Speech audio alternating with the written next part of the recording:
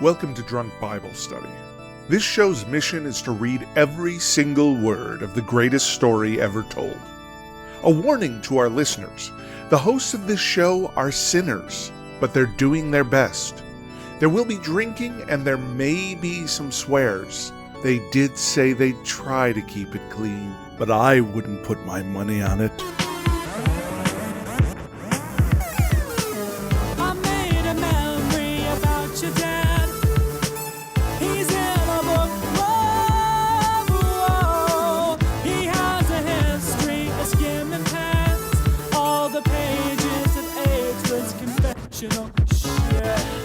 I'm Emily, and this is Drunk Bible Study, where my good friends Dedeker and Jace teach me, a born and raised atheist, all about the Bible. And on this most auspicious day, it is the final episode of the year. Wow. My goodness. Here we are. Yay. It is Luke. Yay. We all made it. We are here. It's really nuts. It's very bittersweet. It's cool that we've made it this far, but also I'm sad about the end of the year, everything coming to a close, but excited for what the new year has to bring for sure. Oh yeah, 2024. Let's do this some more. Let's read the Bible some more. Yes, let's read more Bible. My goodness. Yeah, so something I was trying to talk about earlier is an amazing year for DBS. Where, Jace, can you check really quickly which book we were in at the beginning of this year? Yeah, wow. That's a great question. Yes. Yeah. Okay, the first episode of 2023. No, that can't be right. Wow. We were just starting First Chronicles. No. Wow. That does feel like a million years ago. My goodness. Yeah. Gosh, right, because we finished the Old Testament this year. Yeah, we did. This was the year of starting the New Testament and Hot Christ Summer. Oh my gosh. Yes. How can we forget Hot Christ Summer?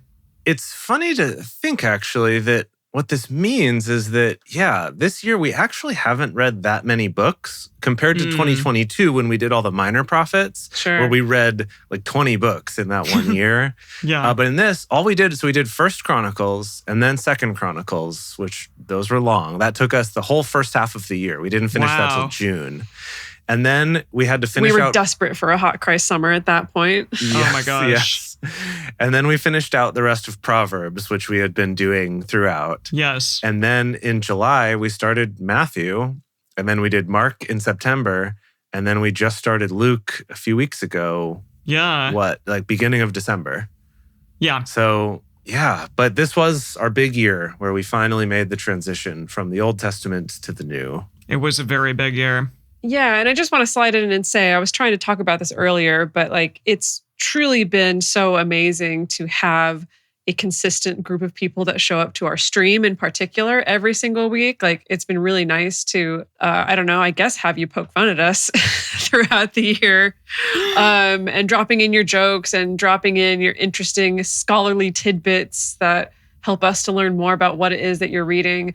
Really though, part of, for me, what makes this stream so fun every week is looking forward to getting to interact with people. Yeah. Again, after taking a whole 6 days off in between streams of not reading the Bible. So thank you to all of you for being with us through 2023 and hopefully into 2024 and into when's the year we're supposed to be finishing this dang thing? Is it 7, Jace, or is it 6? Surely not that The long. whole thing will be 7.5 years. Yeah. Okay. So some in 25? Wow. That's kind of nuts, y'all. Maybe even into 2026. Okay. I cannot even imagine those years existing. I know. Just think of how old we're going to be by then, and think of how young we were when we started. That's really something too, and just the difference in our lives between now and then. Measure your life in the Bible. I think the Christians would love to hear you say that. Yeah. I love that. Yeah, no, it's true. Mm-hmm. I measure my life by how far through the Bible I am. Yes, indeed. That's pretty great. Yeah, I love it. All right, so 'tis the Christmas season. 'Tis the end of the year. What's our final drinks for this auspicious occasion? 2023. Yeah. Yeah. See, I'll start because mine is not as exciting. It's just the exact same thing that I did last week. But I do have a very cool dozoed cup that it's like a chalice. Oh, a cup that you stole? Yes, Yeah, exactly. Yes, I didn't steal it, everyone, but I did get to take it. And it's fun. It's like I call it my princess cup. So I'm yet again doing grapefruit soju and grapefruit juice, and I'm having it in my princess cup, which I'm very excited about. Also, next year is the year of the dragon, which is my year. Right. Oh, nice. So, wow. Yes. Nice. In Chinese zodiac, and I'm in China, so I get to say that. Great. Mm-hmm. How about y'all? Well, yes, I'm having something that's, I don't know, it's exciting to me, I guess, and that is that there's this new type of Asahi Super Dry called Dry Crystal. Ooh. Oh. I can only assume they've got crystal meth, like kind of all mashed up. Is that what it is? Is that what it is? No, I don't know. It's just like, it feels like it has a slightly lighter flavor to it, but dry crystal. I'm drinking dry crystals, but they're wet. It is wet. Oh. It is a liquid, not Oh. a powder. Oh. So I don't know what to tell you. Oh. But really, my creativity went into getting Dedeker's drink. Ooh. Yes, this drink. Okay, God bless Japan. Just every time we're here, new drink flavors popping out. And I didn't think that they would go this far. This is it's called a craft spice soda. Oh, and that sounds it is exciting. Like spices flavored.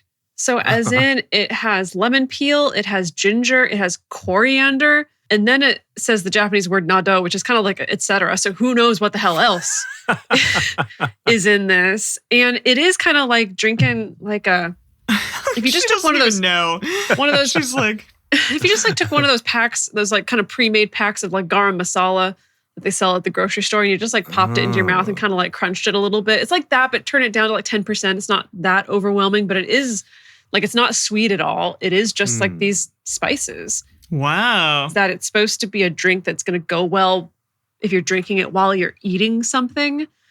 Huh. Which I guess makes sense. Okay. Like if you were maybe if you had kind of a bland stuffing or a bland turkey that you had made for a dinner, that instead you could just drink this along with it. And then all your spices are here. Yeah. Okay. All right. Wow. I love it. I know maybe we moved past this, but I also just realized that 2023 was the year of the rabbit, which was my year. Yes, and that's what I thought. I didn't even make a thing out of it. I didn't even pay attention. Yeah. I mean, it's been a good year. I won't lie. Good. It's been a good year for that's me. Good. I think. I think. But yeah, gosh, I feel like I got to really soak up all my rabbitly nature goods, blessings before the new year comes to a close. Well, I hope that it's been a lovely year, and I hope that the year of the dragon will be just as good for you too. Jace, when is the next time that it's going to be your year? You're a dog? It's not going to be for a while. I think I've got another like 7 years. Oh, wow. Maybe 6 years. We'll be way years done with the Bible by then. Yeah. Are you a dog? I'm a doge. Yes, you're a doge. Yeah. Yeah, 2030. 2030? Yeah. God. Hopefully we'll be done with the Bible by then. Good we Lord. better be. Who knows how many other books we will have read by then. Yeah, for sure. Real quick, where'd we leave off? Oh, boy. Well, I'm blanking on Sermon on the Mount. Luke's version of the Sermon on the Mount. Yes, right. That felt a lot cooler. It felt more epic, more powerful. Yes. Everything in Luke's a little more powerful. Yeah. Okay. All right. I think we're picking up right from after that. So he kind of did his big like arena tour, his big hit, his boat arena tour, his lake tour. His lake tour, yes. River tour? It must be a river tour. Yeah. But okay. All right. It is now time for oh yeah. I'm wondering if I'm going to need to switch out this music after the new year because it won't be really Christmas you're right. themed anymore. That's true. Oh, that's a really interesting point. Maybe I should swap it out. I don't know. That's something to debate. I'll have to see. We'll see how I feel over the break. But today we are continuing on and we are reading Luke chapters 7 and 8. As we get started, we want to remind everyone to read responsibly and drink responsibly. You can drink along with us, or you can listen to us while you're in the car. But please do not do both at the same time. And with that, it is going to be Luke chapter 7.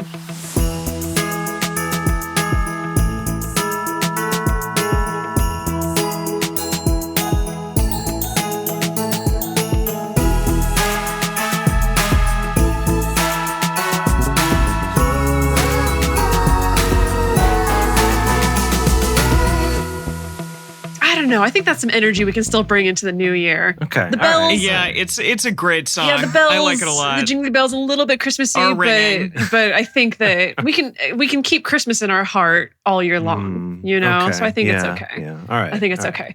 All right, Luke chapter 7. After he had finished speaking in the hearing of the people, he entered into Capernaum.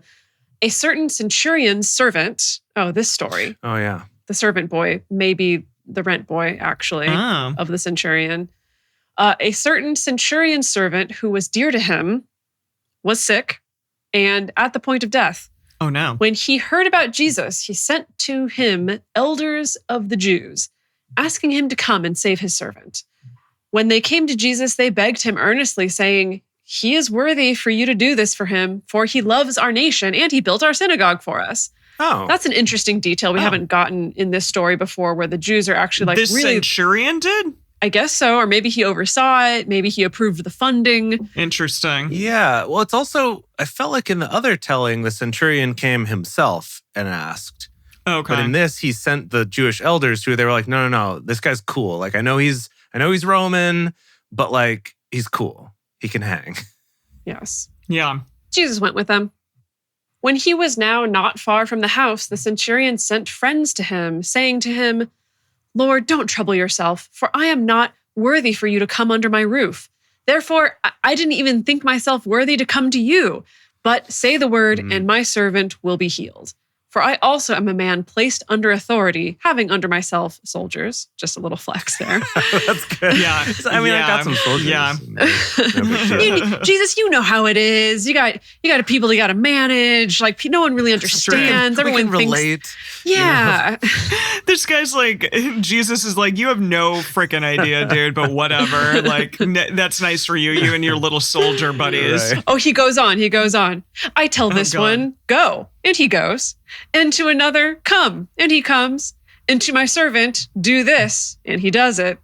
Wow. When Jesus heard these things, he marveled at him. He's just like, wow, gosh.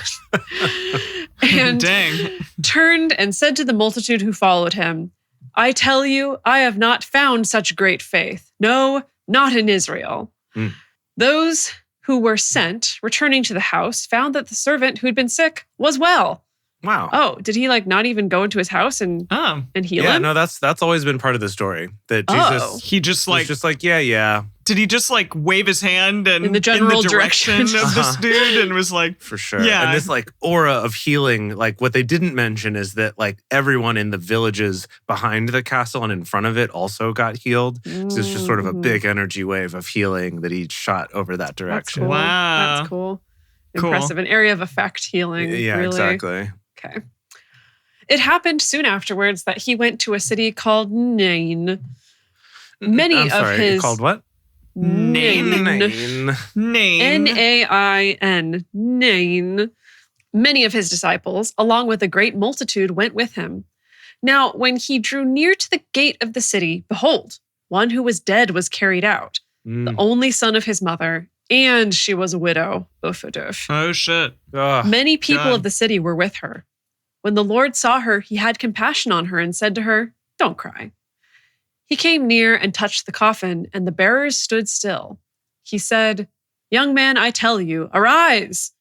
He who was dead sat up and began to speak. Whoa. And- Wow. Wait, the dude was actually dead? He was in a coffin. Well, Yeah. Oh, yeah. allegedly, and being carried out. That's crazy. Okay. So, yeah, the dead. I'm thinking of that song, "Mary, Did You Know?" And it's like the dead will live again. Yes, the dead will live again. And so, yes, okay. I think that in Yeah. that case, they're actually not referencing Jesus doing those miracles. They're talking more about like the Revelation style people coming back. Oh, okay. Sorry.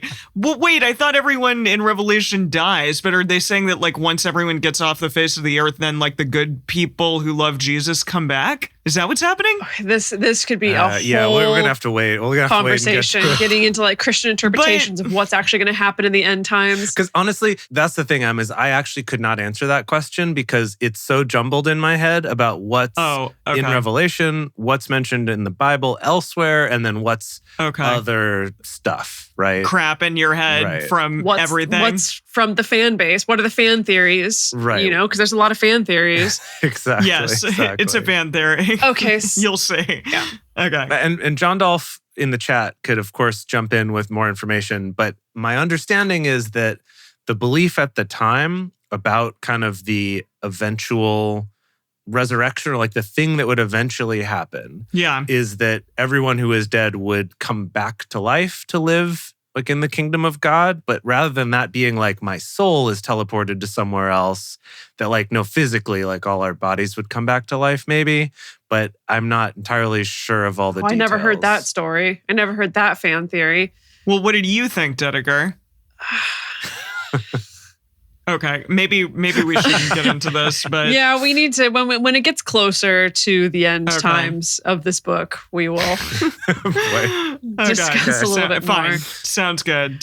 Okay, so he who was dead sat up and began to speak, and he gave him to his mother. And like Jesus is like, here, bro, I'll carry you. Just don't worry, and handed him over. Oh, I see. I pictured this as like an adult son, but this is like a little kid. Oh, maybe? Oh, I pictured it as an adult son too. That's why I think it's funnier that Jesus is like carrying the adult man. Yeah, sure. And then all of a sudden the mom has to? That's kind of man. Wait, but does it say that he picked him up? It says he gave him to his mother. How would you interpret that?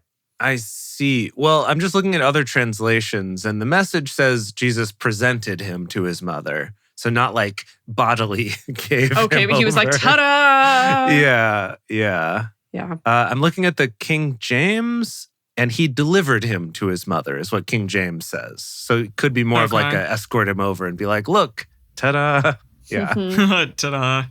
Cool. Fear took hold of all, and they glorified God, saying, a great prophet has arisen among us, and God has visited his people.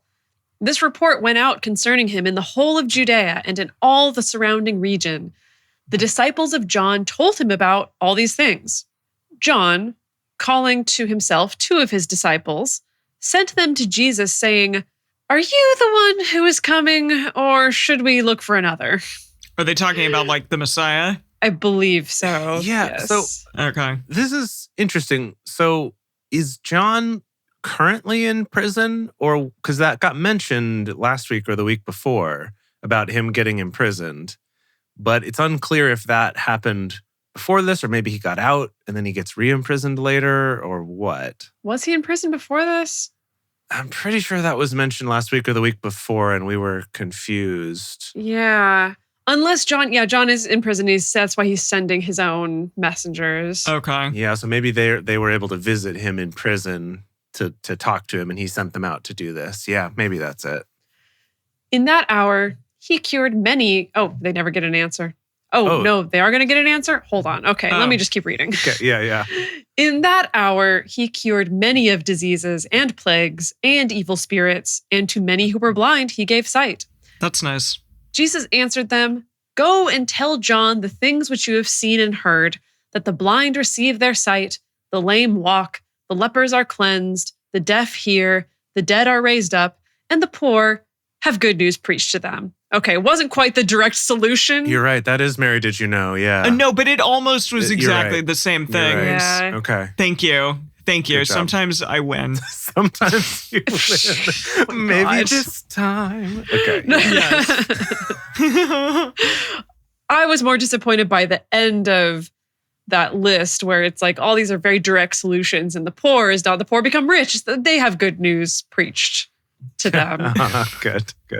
Even They're Jesus so is still dodging responsibility for fixing institutional poverty. Now, hang on a moment, because the Message, his version is just like, I don't quite know what he's going for. So he does the first ones, the dead being raised and all that. And he says, the wretched of the earth have God's salvation hospitality extended to them. Salvation hospitality. And I'm like, what are you Eugene, I thought you were trying to make this more relatable and understandable, and instead you just made up nonsense phrases that don't mean anything. Yeah. Okay, so what phrase would you use to make it more understandable and relatable? I don't know what the meaning's supposed to be. That's the problem, right? Like, touche. Like he told him encouraging things. He told him if you believe in yourself, you'll manifest wealth. Great. Pick yourself up by your bootstraps. Right. Great. Blessed is he who is not offended by me. Okay. I mean, I don't think I'm offended by Christ. No. I'll claim that blessing. Not right now. Not in this exact moment. This particular moment in time. Yeah. No. When John's messengers had departed, he began to tell the multitudes about John. What did you go out into the wilderness to see? A reed shaken by the wind? But what did you go out to see? A man clothed in soft clothing? Behold, those who are gorgeously dressed and live delicately are in king's courts. Oh. But what did you go out to see? A prophet? Yes, I tell you, and much more than a prophet. This is he of whom it is written, behold, I send my messenger before your face, who will prepare your way before you. What? Okay, hold on. Eugene has some really good copy here. Eugene says that Jesus says, what did you expect when you went out to see him in the wild? A weekend camper? Hardly. What then? A sheik in silk pajamas? Not in the wilderness. Not by a long shot. No way. Oh, jeez. Wow. It's pretty great. Yeah. For I tell you, among those who are born of women, there is not a greater prophet than John the Baptizer. Yet he who is least in the kingdom of God is greater than he. Jesus really loves John the Baptist. They're friends. They're buddies. They've been buddies since they were in the womb. Since prenatal buds. That's true. Prenatal pals. That's true. I can't say that about very few people can say that. Anyone. Yeah, exactly. I agree. When all the people and the tax collectors heard this, they declared God to be just, having been baptized with John's baptism. Oh, they're like, oh, cool. I was baptized by him. Yeah. I'm into this. That was cool. I'm now cooler by connection to him. Okay. But the Pharisees and the lawyers rejected the counsel of God, not being baptized by him themselves. Okay. But the Lord said, to what then will I liken the people of this generation? What are they like? They are like children who sit in the marketplace and call one to another saying, we piped to you and you didn't dance. We mourned and you didn't weep. We piped to you? We piped. They're piping up, you know? Like 4 piping pipers or whatever it is? Yeah. 11 pipers piping? Oh, that's They were a higher number for sure. Was it 11? 10 lords a leaping. It was a lot. I think it's 11 pipers piping. Okay. Anyway. Yes. No, 12. I think it's 11 ladies dancing and 12 pipers piping? Okay, yes. Sure. Okay. Okay. For John the Baptizer came neither eating bread nor drinking wine, and you say, he has a demon. The Son of Man has come eating and drinking, and you say, behold, a gluttonous man and a drunkard, a friend of tax collectors and sinners. Uh-oh. Wisdom is justified by all her children. What you got? Yeah, Eugene has so many good things for this. Oh my gosh. So the whole thing about like, you're like spoiled children complaining to their parents. We wanted to skip rope and you were always too tired. We wanted to talk to you, but you were always too busy. John the Baptizer came fasting and you called him crazy. The Son of Man came feasting, and you called him a boozer. Oh, shit. Well, boozer. A boozer. Opinion. My goodness. Opinion polls don't count for much, do they? The proof of the pudding is in the eating. Like, Eugene. Yes. Just really trying hard. Oh, boy. A boozer. Proof of the pudding. Us 3 boozers here. Yeah. Okay. It's true. Yikes. One of the Pharisees invited him to eat with him. That's nice. He entered into the Pharisee's house and sat at the table. Behold, a woman in the city who was a sinner, when she knew that he was reclining in the Pharisee's house, she brought an alabaster jar of ointment. Standing behind at his feet weeping, she began to wet his feet with her tears And she wiped them with the hair of her head, kissed his feet, and anointed them with the ointment. Now, when the Pharisee who had invited him saw it, he said to himself, "This man, if he were a prophet, would have perceived who and what kind of woman this is who touches him, that she is a sinner." Is this in relation to in the last book when like a woman, a prostitute was You're just about to call her a hoe. Not in polite company. I always think of what is it, The Sopranos, when he's like, "She's a hooah, Tony." That's what I was about to say. Okay. But yeah, so a prostitute was like touching his robes, and they're like, "How dare this person touch your robes? What kind of person is she, or whatever?" No, is that what they're referring to? That was the different. same story. Yeah, that was a different story. This is the same story though of a prostitute, maybe Mary Magdalene, who knows, who comes in to put this perfume all over him. His feet. All over his body. Right. All over his feet body. and body. But this is a different... Wait, but is this the same story as the one who breaks open the whole thing of oil and dumps it all over him? I think this is the same one. Okay. Got it. Okay. This one clarifies that it's on his feet, not just all over him, not just like Gatorade challenge style. Oh my God. Sports game. Right. No, I imagined, it's like Jesus is the coach and she's got this Gatorade tub full of perfume that she just kind of dumps on him. Yes. Jesus answered him, "Simon." Oh, his name is Simon. Oh, it's another Simon. How many freaking Simons? Jesus answered him, "Simon, I have something to tell you." He said, "Teacher, say on." But I'm imagining he's saying it in a sarcastic way. Oh, right? Teacher, say on. Yeah, like he's like, "Oh, yeah, you think you're so smart because you didn't see through this lady?" A certain lender had 2 debtors. The one owed 500 denarii and the other 50. When they couldn't pay, he forgave them both. Which of them, therefore, will love him most? Simon answered, "He, I suppose, to whom he forgave the most." He said to him, "You have judged correctly." So it's just fun trivia in the chat here. That John Dolph the Mic mentioned that the Greek word for feet can also refer to the whole leg at times, which is fun because that's sometimes how Japanese works and also sometimes how Russian works. Where like the arm and hand is one word and feet and leg are also kind of one word that they can sort of be used to mean either. That's like pie and piernas. I'm sorry? Okay. Like in Spanish. But they're like related words. Yeah. Yeah. In Russian, at least, like there's just the one word that means like you can just say the word for arm and mean hand, but then you can also like specify that I mean specifically the hand part. Okay. No, in Japanese, it's just the one word. Yeah. It's your foot leg. Oh, really? For both? Your foot leg. Yeah. How do you know which one we're talking about, though? Context. Yeah. That's how the entire language works. Yeah, I'm like, that sounds really difficult, but there it is. Okay, turning to the woman, he said to Simon, "Do you see this woman?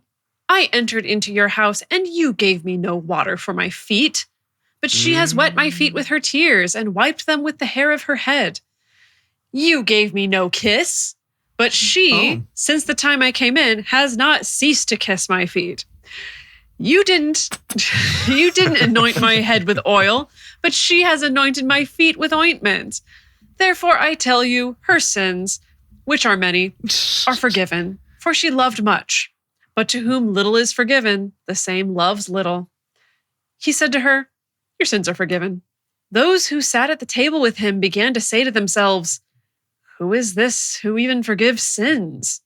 He said to the woman, "Your faith has saved you. Go in peace." The same thing again. They hate when he forgives sins. They're just like, you can't do that. That's not, you're not allowed to do that. And he's like, "Bitch, I'm God."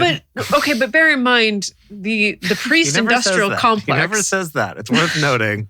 He never says that he is God. Okay. But also the priest-industrial complex is based on when people feel like they have sinned or they've become unclean in some way, they bring you a lot of good meat that you get to eat. Yeah, that's true. Yeah. And money, or they, like you directly benefit from people perceiving that they have sins to atone for. Right. Like Kurt in the chat pointed out, it is sort of like an indulgences situation. And also still this story, like Kurt was saying, also feels like a justification for indulgences, that if you got a lot to forgive, you can pay a lot. Right. Yeah, that's true. Mm-hmm. Yeah. Interesting. It almost feels a little bit, maybe this is controversial, but feels a little bit like how when, I don't know, people come along trying to provide education for free, and then like higher learning institutions are like, no, you can't do that. You can't give out diplomas. You can't give these things because it's free. That's no, that's not allowed. We're the only ones who can do that. Just saying. Yeah. Just saying. Yeah. Well, that was a very long chapter, so we should take a little break. Yes, yeah. we shall. All right, before we go on to read chapter 8, we're going to take a quick break to say, hey, go tell your friends. Go tell your friends. You know, it's a great time, right? Because you're going to be seeing your family and hopefully some of your friends, like for New Year's parties and at Christmas parties and things like that. So this is a great time to go and say, hey, what have you been up to? Oh, I've just been listening to this great podcast. You haven't heard of it? Oh, goodness. And then tell them all about how it'd be so great. And maybe bring them to the live shows, which you can get information about at drunkbiblestudy.com/live, or you can follow us on Twitch at twitch.tv/drunkbiblestudy. I mean, really, if you just search for us, you'll probably find that information around. But we would love to have you here in the live shows, or maybe you can just have some listening parties around the fireplace, around the fire. Cute. You know, bundle up, have some cocoa, maybe some marshmallows, and listen to Drunk Bible Study. Doesn't that sound great?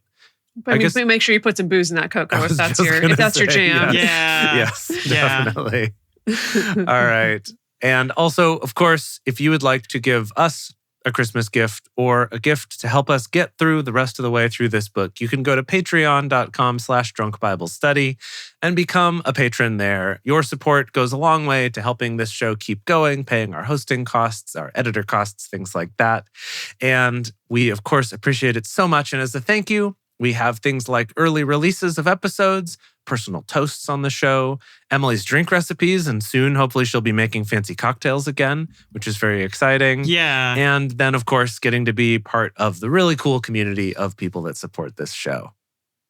Hello, we are back. And first things first, I'm going to review some of the great responses to the homework prompt about what kind of liquid you would dump on your most beloved's leg foot situation. Of course, Sam dropping in the Mountain Dew. That's a classic. Eggnog from Pious Farmer. Very seasonal, very on brand. I think I would want the eggnog to be at least a little bit warm myself, because I think the cold liquid might be a little bit rough. Yeah. An Oreo milkshake. Kevin's chili. I don't know who Kevin is. Oh, Kevin. That's in reference to The Office. Oh, right. Of course. Yeah, Kevin has chili and then he throws it on the ground accidentally, and it's very epic. Boy. Now, Kurt slid in with a very pragmatic recommendation of sunscreen, which I think it counts as a liquid. Counts as a liquid. Sure. Yeah. Especially some sunscreens, for sure. I really like Angry Dorito saying cats are liquid, so it would be a cat. It might be skirting the rules a little bit, but that is cute, so I'll allow it. That's amazing. Yeah. Well, I feel like we should get this on the road because we've got a lot still to read, and I have to catch a bus eventually. Mm-hmm. Okay, so let's do this. We are on to chapter 8. It happened soon afterwards that he went about through cities and villages, preaching and bringing the good news of the kingdom of God. With him were the 12, and certain women who had been healed of evil spirits and infirmaries. Mary, who is called Magdalene, from whom 7 demons had gone out. Okay, wow. First of all, Mary Magdalene had 7 demons. That's pretty cool. Yeah. I pulled 7 demons out of that chick. Yeah. That was from the Professor Brothers video. Oh my gosh. I love it. Yeah. And also, I think that's the first time we've ever heard of Mary Magdalene. First time she's been name dropped in this book, I believe. Okay. Yeah. And Joanna, the wife of Chusus, Herod's steward, Susanna, and many others. Chusus? That's the first. Chusus. Right? Am I saying that right? Chuzas. Chusus? In Eugene calls Chusa Herod's manager. Oh, fun. I just Cute. like the idea that King Herod's like that's funny. as a manager. This is his manager. I'm sorry, this is my manager and his wife, Joanna. Oh, no, Susanna? Susanna. Susanna. No, Joanna's the wife of Chusa. Oh, okay. Right? Oh, Herod's steward, Susanna. No, Joanna. Yeah, yes. Right. No, Joanna. No, Susanna. No, Susanna's just in the list. We don't get any details about her. Yeah. Okay. God, okay. And many others who ministered to them from their possessions. When a great multitude came together and people from every city were coming to him, he spoke by a parable. The farmer went out to sow his seed. As he sowed, some fell along the road and it was trampled underfoot. Haven't we heard this? Like only 3 times now, or probably technically twice, but it feels like more. Got it. Okay. And it was trampled underfoot and the birds of the sky devoured it. Other seed fell on the rock, and as soon as it grew, it withered away because it had no moisture. Other fell amid the thorns, and the thorns grew with it and choked it. Other fell into the good ground and grew and brought forth fruit 100 times. As he said these things, he called out, "He who has ears to hear, let him hear." And his disciples asked him, "What does this parable mean?" Right. They did that last time too, where they were like, wait, what? I didn't get that one. Yes. Okay. Then his disciples asked him, "What does this parable mean?" He said, "To you it is given to know the mysteries of the kingdom of God, but to the rest in parables that seeing they may not see, and hearing they may not understand." Now, the parable is this. The seed is the word of God. Those along the road who are those who hear, then the devil comes and takes away the word from their heart, that they may not believe and be saved. Those on the rock are they who, when they hear, receive the word with joy, but these have no root, who believed for a while, then fall away in time of temptation. That which fell among the thorns, these are those who have heard, and as they go on their way, they are choked with cares, riches, and pleasures of life, and bring no fruit to maturity. That in the good ground, these are such as in honest and good heart, having heard the word, hold it tightly, and bring forth fruit with patience. Oh my gosh. Okay, whatever. Yeah. No one, seeds. when he... Everyone wants to be the good seed, not the bad seed with Nick Cave. Yeah. No one, when he has lit a lamp, covers it with a container or puts it under a bed, but puts it on a stand that those who enter it may see the light. For nothing is hidden that will not be revealed, nor anything secret that will not be known and come to light. Be careful, therefore, how you hear, for whoever has it, to him will be given, and whoever doesn't have, from him will be taken away even that which he thinks he has. Where are we? I'm lost. Checked out. We're on 19. That was okay, 19? Good Lord. We're on 19. Okay. His mother and brothers came to him. Oh, okay. I guess that was it. Oh, yeah. Okay. So can we pause for a moment? Cool. So, yeah. Was this more confusing this time in Luke than last time? I just was reading it. I don't think that I was taking it in internally in any way, in any good way. I just was reading it. I'm just trying to look at, I'm just trying to get a sense of, is he really paraphrasing these and trying to make them more poetic? Or was it this confusing the first time and we've just forgotten because we took time to try to understand what was going on? Yeah, I don't know. I remember it being weird before. It's with this parable, it's hard for me to extract any meaning from the many layers of so many years of this parable just being a weapon of guilt, I suppose. Never my favorite parable. Yeah, that's interesting. That's an interesting way of putting it. Oh, and what are we supposed to feel guilty about? Yeah, not listening to Jesus? It's because it's not just a black and white of listening to Jesus or not, or listening to quote unquote the word or not. It's this other level of you just may not be a good enough Christian really at the end of the day. Okay. I think it's that of, you can, I don't know. To someone who's not a Christian, I think the story would be oh, if you just read the Bible, that's great. That's such a good step. But then to Christians, it's just reading the Bible's not enough. You got to be doing X, Y, and Z. So it's, I don't know, it's that whole thing of the goalposts shifting depending on who you're speaking to. Yeah. So that's the thing. It's hard for me to ever hear this parable neutrally, I think. Yeah. Yeah. No, I get that. Okay, so that was the end of the parable. His mother and brothers came to him, and they could not come near him for the crowd. Oh, meaning, I think that they mean Jesus' mom and bros. Yeah. Who else? Okay, but I don't know. I don't know. Yeah. No, Jesus' mom and bro showed up. I'm not going to lie. I don't ever think of Jesus as having brothers, but now I guess I should because we've talked about it multiple times. I think every single gospel has very clearly said his mother and brothers. So yeah, and I guess it would make sense that like back in the day they would have multiple kids, even if one of them is the son of God, that they would have multiple kids because they're like somebody's going to die. You still got to hedge your bets a little bit. Yeah. Yeah. Yeah, exactly. This one's going to be busy. He's not going to be around for us in our old age. We got to get the whole Aaron and Spare situation going. Right. Sure. Oh, yeah, there you go. Okay, so it was told him by some saying, "Your mother and brothers stand outside desiring to see you." But he answered them, "My mother and my brothers are those who hear the words of God and do it." Yeah. Okay. Yeah. I've always been confused by this one.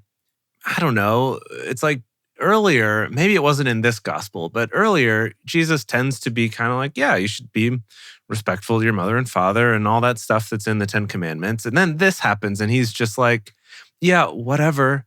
My mom, sure. You're right. My mom is like the people that listen to me and do what I say. God. And my mom didn't get me chocolate milk when I asked for it. So she is not my mom anymore. It just feels like it comes out of nowhere. It just feels weird and inconsistent. I don't know. Yeah. It's a good point. Amazing. Yeah. It's a little weird. Now, it happened on one of those days that he entered into a boat himself and his disciples, and he said to them, "Let's go over to the other side of the lake." So they launched out. Cool. But as they sailed, he fell asleep. A windstorm came down on the lake, and they were taking on dangerous amounts of water. They came yes, I remember this story. They came to him and awoke him, saying, Master, we are dying." He awoke and rebuked the wind and the raging of the water, and they ceased, and it was calm. He said to them, "Where is your faith?" Being afraid, they marveled, saying to one another, "Who is this then that he commands even the winds and the water, and they obey him?" He's like, "I'm Jesus." They arrived at the country of the Gadareans, which is opposite Galilee. When Jesus stepped ashore, a certain man out of the city who had demons for a long time met him. He wore no clothes, and he didn't live in a house, but in the tombs. And that's it. Okay. All right. That was verse 28 where you left off? I didn't start 28 yet, okay. so start it. So this was the one where in the previous description we got that people had like locked him up or chained him up in the tombs and that's where he had to live. But in this one, it's just that he lives there. He lives there. With no it's his house. on. Yeah. So when that's got to be cold. Yeah. I mean, who knows? Is this the same man? Is this Tom Cruise? Wait, I'm sorry. Did we cast Tom Cruise? I thought Tom Cruise was anyone who was running. I don't think it's Tom Cruise. But now is it anyone who's naked? I love that. I love that for us. Okay. All right. Well, to consider we'll that. See. Yeah. When he saw Jesus, you know what? That's fun, right? Because there's this naked guy, Legion, right? Yes. And then this story happens. And then later at the crucifixion is when the guy gets his robe pulled off and runs naked. It would be fun if that was the same guy because he'd kind of been following Jesus around. Yeah, that's what I was. Okay, I like that's it. what I was. I like it. That's wondering. Fun. When he saw Jesus, he cried out and fell down before him and with a loud voice said, "What do I have to do with you, Jesus, you Son of the Most High God? I beg you. Oh yeah, I remember those. Don't torment me." For Jesus was commanding the unclean spirit to come out of the man. So that's like the demon that's yelling at him in his demon way? Yeah. You know, cool. Maybe if we like put a cool voice effect on me, you know, so it's like, "Who are you?" You know, at the same time, there's like a higher version of the voice and then like a sing-song. Yeah. You know what I mean? You know that effect they do with demons in movies and stuff? Sure. I know that effect. Okay. I know what you're talking about. Dedeker is so over my shit right now. Yeah, I feel like I was raised on too much Christian media. And so I'm like, yeah, sure, demon voice, we get it. For Jesus was commanding the unclean spirit to come out of the man. For the unclean spirit had often seized the man. He was kept under guard and bound with chains and fetters. Breaking the bands apart, he was driven by the demon into the desert. Jesus asked him, "What is your name?" He said, "Legion." I am Legion. For many demons had entered into him. They begged him that he would not command them to go into the abyss. Now, there was a herd of many pigs feeding on the mountain, and they begged him that he would allow them to enter into those. He allowed them. The demons came out of the man and entered into the pigs, and the herd rushed down the steep bank into the lake and were drowned. When those who fed them saw what had happened, they fled and told it in the city and in the country. I just had a funny thought here. So the demons asked to go into these pigs, right? Mm-hmm. And then we hear that the pigs run off the cliff and drown. And it's this weird thing of like, it just occurred to me that maybe that was not what the demons had in mind, that they didn't do that, but they were like, oh, we want to go live in these pigs so we don't die. And then maybe Jesus, he was like, sure, and then made a loud sound that like scared all the pigs so they ran off the cliff or something like that. Like maybe this was sort of a little double cross on the demons. Yeah. Oh, see, I was thinking more that Jesus and his disciples accidentally scared a herd of pigs off of a cliff.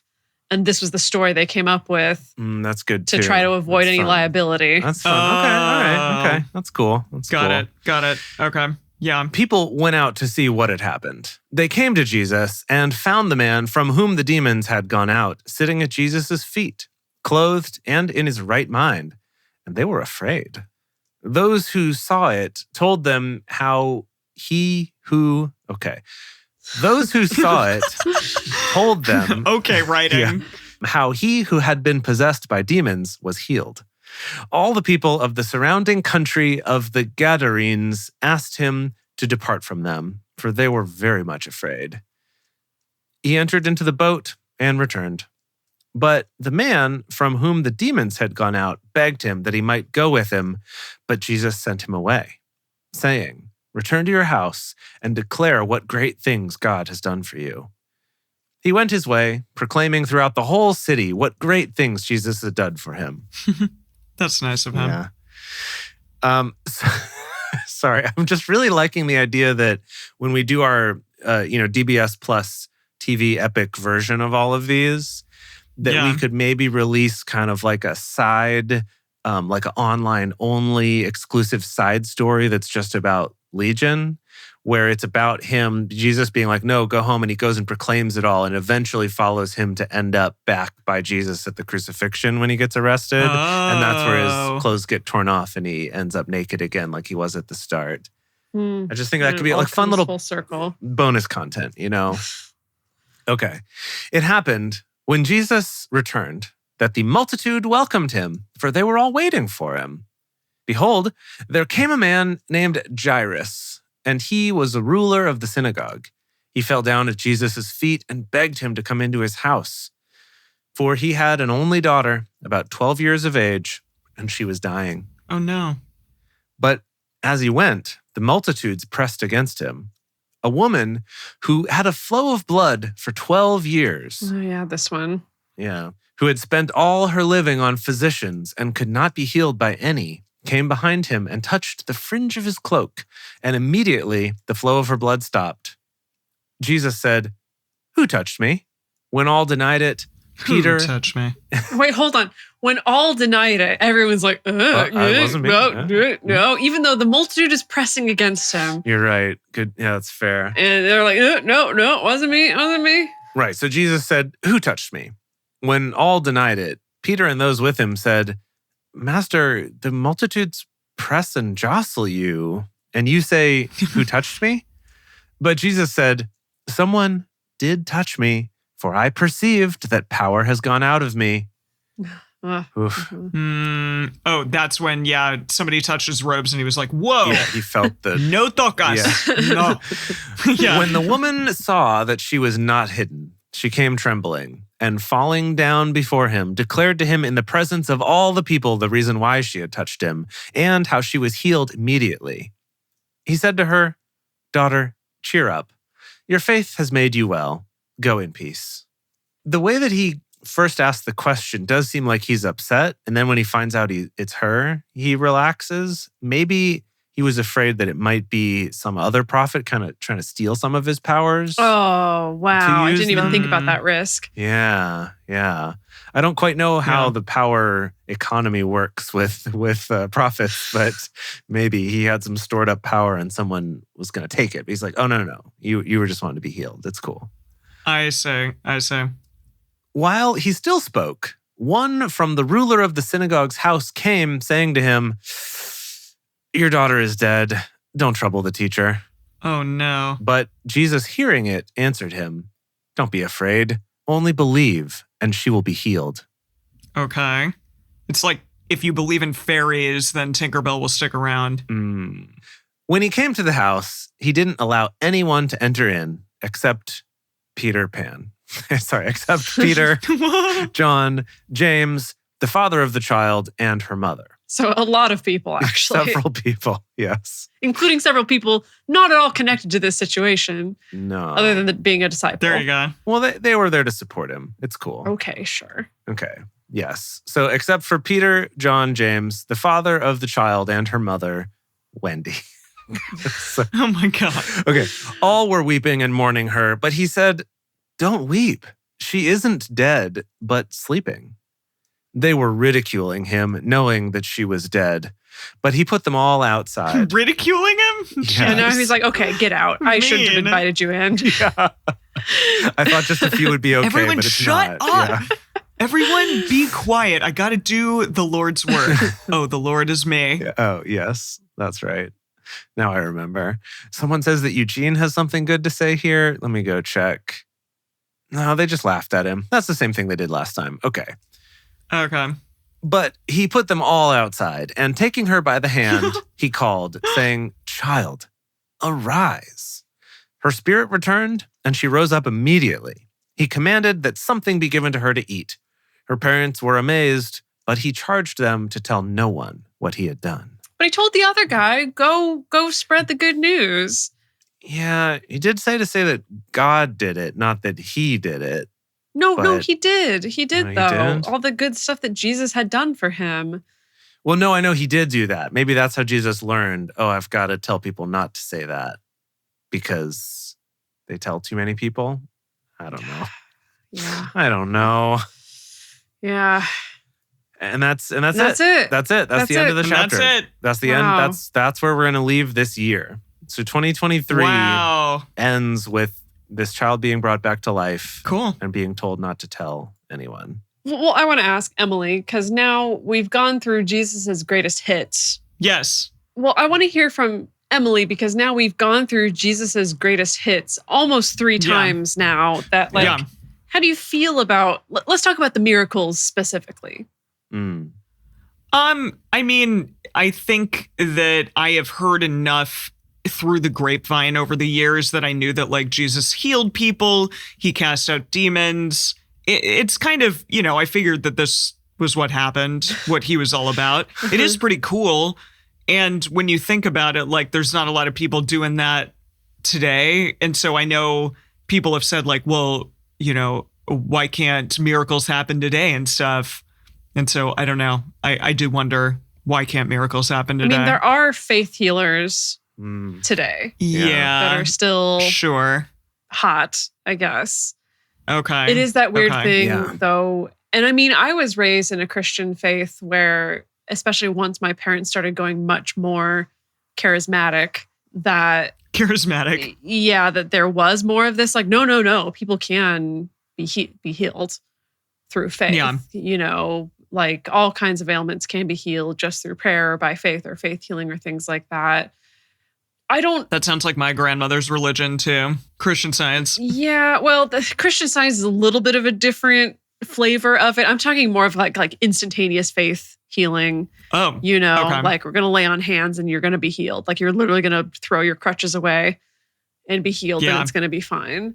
I don't know of as many people claiming to raise the dead because that is, of course, much harder to do from my understanding. I can imagine. Right. I would think. And much easier to verify whether or not that's actually happened or not. We've maybe gotten too good at telling if people are all the way dead. Right. That could be the main problem there. Yeah. That's true. Yeah, because it's true. That's a lot true. of these people, I mean, if we're really taking a very skeptical stance on all of this, it could be these people were in a coma. Yeah. Right? Could be any number of things that they've lost consciousness, and for a long enough period of time that we're like, oh yeah, they did. Yeah. Yeah. Right. Yeah. I think that's entirely possible. I mean, this is an interesting question, and one that I do not think this book is going to answer for us at all, but just the whole thing about, do prophets still exist? Is Jesus or is God, still updating the rules like he's done several times through the Bible? It's one of those things, right? Where people are very divided on it amongst believers. And we don't know because there's no answers. We don't know.